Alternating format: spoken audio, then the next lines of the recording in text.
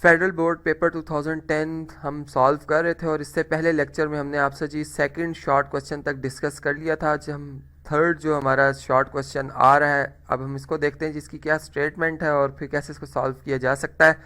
इस तरह से जी solve 1/3 into Y square minus 2y plus 3 is equal to 0 by factorization. अब फैक्टराइजेशन जी इसे सॉल्व करना है और देखना है जी किस तरह से फैक्टराइजेशन से इसको सॉल्व किया जा सकता है। और यहाँ पे मैंने जी कॉपी पेस्ट किया हुआ है, क्वेश्चन देख सकते हैं आप। चलें जी स्टार्ट करते हैं इसे। 1/3 into Y cube minus 2y plus 3 equal to 0। अब आप देखें कि ये क्वेश्चन जी हमारे पास और फैक्टराइजेशन रिक्वायर्ड मेथड है। सबसे पहले इस गिवन जो क्वाड्रेटिक इक्वेशन है, सॉरी यहाँ पर स्क्वायर है, ये मैंने क्यूब लिख दिया जी। गिवन जो हमारे पास क्वाड्रेटिक इक्वेशन है, सबसे पहले हमने इसे क्या करना है जी, हमने स्टैंडर्ड फॉर्म में लेके आना है। और आप इसकी स्टैंडर्ड फॉर्म बहुत अच्छे तरीके से जानते हैं, मैं एक दफ़ा दोबारा लिख देता हूँ जी। ax² plus bx plus C equal to 0। अब इसको अगर स्टैंडर्ड फॉर्म में लाना है तो तमाम टर्म्स के डिनोमिनेटर्स अगर देखें और उनका एलसीएम लिया जाए तो 3 बनता है। और हम पूरी इक्वेशन को क्या करेंगे जी, 3 से बोथ साइड मल्टीप्लाई कर देंगे। तो इस तरीके से जब 1/3 से मल्टीप्लाई होगा तो हमारे पास 1/3 और 3 आपस में मल्टीप्लिकेटिव इन्वर्स होने की वजह से कैंसिल आउट हो जाएंगे, वाई स्क्वायर रह जाएगा। इसी तरह जब हम 3 को मल्टीप्लाई करेंगे जी 2y से तो -6y आ जाएगा विद नेगेटिव साइन, चूंकि नेगेटिव साइन आ रहा है। इसी तरह जब हम 3 को 3 से मल्टीप्लाई करेंगे पॉजिटिव 3 से तो पॉजिटिव 9 आएगा इक्वल टू, इसी तरह 0 को जब 3 से मल्टीप्लाई किया जाएगा तो 0 आ जाएगा। तो ये तो जी होगी जी हमारी स्टैंडर्ड फॉर्म में आ गई गिवन इक्वेशन। अब हम ये करते हैं जी मिड टर्म ब्रेक करनी जी, फैक्टराइजेशन करते हैं जी। इसमें ये हम जानते हैं कि फर्स्ट और लास्ट टर्म का प्रोडक्ट 9y² बनता है और मिड टर्म को ब्रेक किया जाएगा। मिड टर्म जी हमारे पास 6y है। चलें जी इसको ब्रेक करते हैं यहाँ पर इस तरह से कि अगर इनको सम किया जाए तो इनका सम नेगेटिव हमारे पास 6y होना चाहिए और प्रोडक्ट पॉजिटिव 9y² होना चाहिए। तो यहाँ पर अगर आप देखें -3y अगर हम इसे लिखें और इसी तरह +9 इक्वल टू 0, तो अब यहाँ से बिल्कुल ये कंडीशन फुलफिल हो रही है कि ये इनका प्रोडक्ट जो है वो पॉजिटिव 9y² बनता है और सम -6y बनता है। इसी तरह फर्स्ट 2 टर्म में से अगर आप y कॉमन लें तो आपके पास y डिफरेंस 3 आएगा, जबकि लास्ट 2 टर्म में से इनमें से अगर आप -3 कॉमन लेंगे तो आप, चूंकि इसमें लाजमी होता है कि फर्स्ट जो हमने मल्टीपल बनाया फर्स्ट जो हमारे पास टर्म में वो उनमें से एक रिपीट होना चाहिए। तो यहाँ पर y-3 जो है वो फिर तभी आता है जब अगर हम -3 कॉमन लें। तो आप देख सकते हैं कि यहाँ पर y-3 आ जाएगा। और अगेन अब नेक्स्ट यानी इससे नेक्स्ट हम ये कर सकते हैं कि y-3 जो है इन दोनों टर्म में से कॉमन ले लें तो y-3 कॉमन आ जाएगा, जबकि यहाँ से y बच जाएगा और यहाँ से हमारे पास -3 बच जाएगा। तो इस तरह से ये दो हमारे पास जी फैक्टर्स आ चुके, दोनों एक जैसे हैं। और अगर इनका प्रोडक्ट कर लिया जाए तो ये होल स्क्वायर में आ जाएंगे इक्वल टू 0। और यहाँ से अगर हम स्क्वायर रूट ले लें बोथ साइड पर स्क्वायर रूट, अब 0 चूँकि एक ऐसा नंबर है कि इसके बाद इसके साथ कोई साइन नहीं होता, यानी बहुत इंपॉर्टेंट बात है। यहाँ पे प्लस माइनस अगर हम लिख भी दें तो 0 चूँकि इसका कोई साइन नहीं होता, इसलिए यहाँ पर 0 का स्क्वायर रूट तो 0 आएगा, जबकि यहाँ से स्क्वायर रूट से कैंसिल हो जाएगा। y-3 इक्वल टू 0 आता है। और इससे आगे अगर हम इसको सिंप्लीफाई करें तो y इक्वल टू 3 जो है -3 का एडिटिव इन्वर्स बोथ साइड पे ऐड करें तो +3 आ जाता है। तो यहाँ से y की वैल्यू आप देख सकते हैं जी +3 आ चुकी है और ये एक ही वाहिद इसकी वैल्यू आई है जी, इसलिए हम इसको क्या करेंगे सोल्यूशन सेट में दर्ज कर देंगे इधर। इस तरह से जी y की वैल्यू 3, चूँकि y वेरिएबल के हिसाब से ये क्वाड्रेटिक इक्वेशन जो है बनाई गई थी, इसलिए इसमें y की हमने वैल्यू फाइंड आउट की। आपने देखा किस तरह से हमने इसका सोल्यूशन फाइंड किया। आप इसको रीचेक भी कर सकते हैं bye substituting the value in the given equation. और इसके बाद चले जी नेक्स्ट क्वेश्चन की तरफ चलते हैं जी। अब हमारा जो फोर्थ आ रहा है जी शॉर्ट क्वेश्चन, आप देख सकते हैं जी यहाँ पर इस तरीके से फाइंड द सोल्यूशन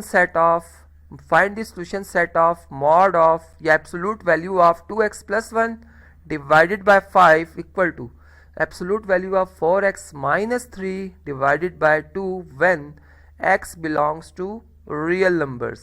यहाँ पे ये बात इंपॉर्टेंट है क्योंकि सोल्यूशन सेट जब दर्ज करना होगा तो यहाँ पर देखना होगा कि x वेरिएबल किस सेट से बिलोंग कर रहा है।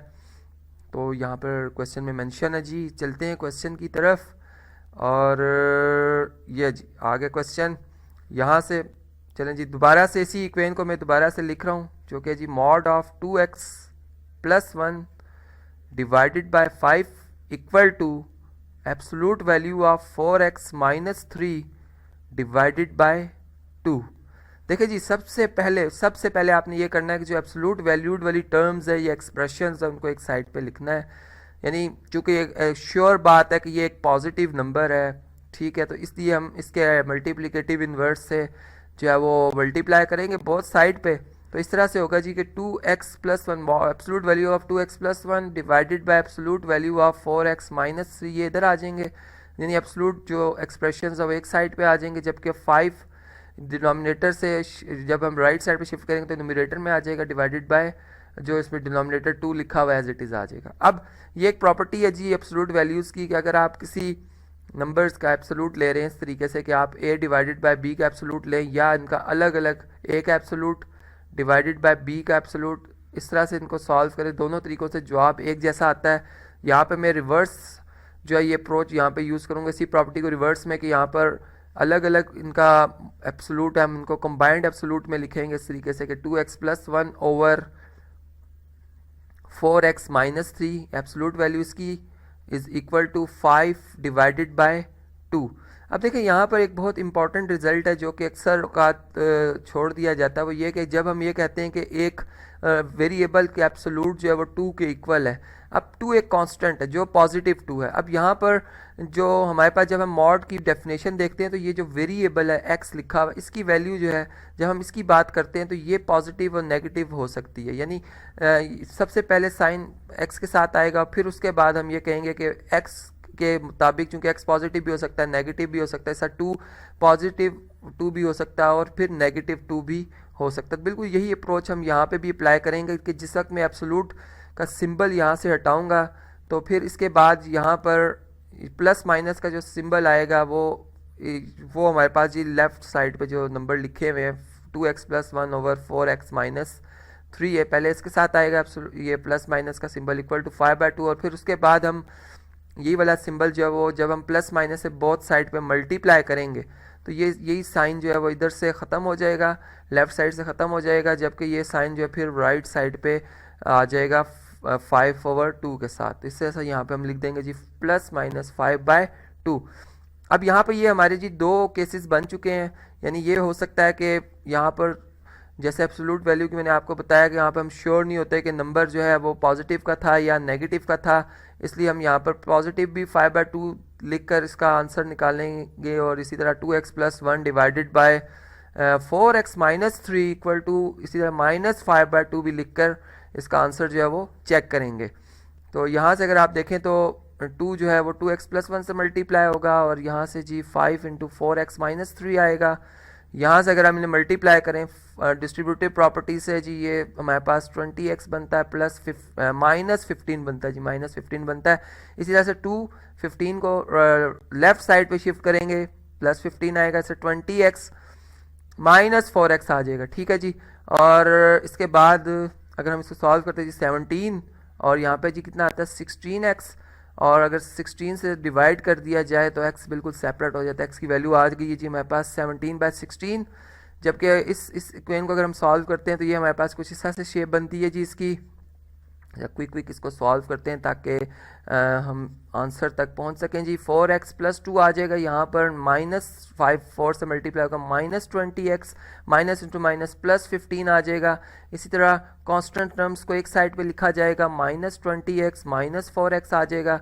यहाँ से आप अगर देखें तो नेगेटिव 13 बनता है, 2 डिफरेंस 15, और जबकि यहाँ से माइनस 24 बनता है। और अगर हम माइनस 24 से बोथ साइड डिवाइड कर दें तो यहाँ से आप देख सकते हैं कि नेगेटिव 14 से कैंसिल आउट हो जाएगा, और x जो है x की वैल्यू हमारे पास क्या आती है जी, यहाँ पे भी नेगेटिव साइन से कैंसिल होगा, 13/24 आ जाती है। तो ये x की वो दो वैल्यूज़ हैं जो कि यहाँ से हमारे पास आई हैं। अब आप इन्हें दोबारा इक्वेशन में सब्स्टिट्यूट करें, इन्हें चेक करें, वेरीफाई करें कि ये क्या एक्सट्रेनियस रूट तो नहीं।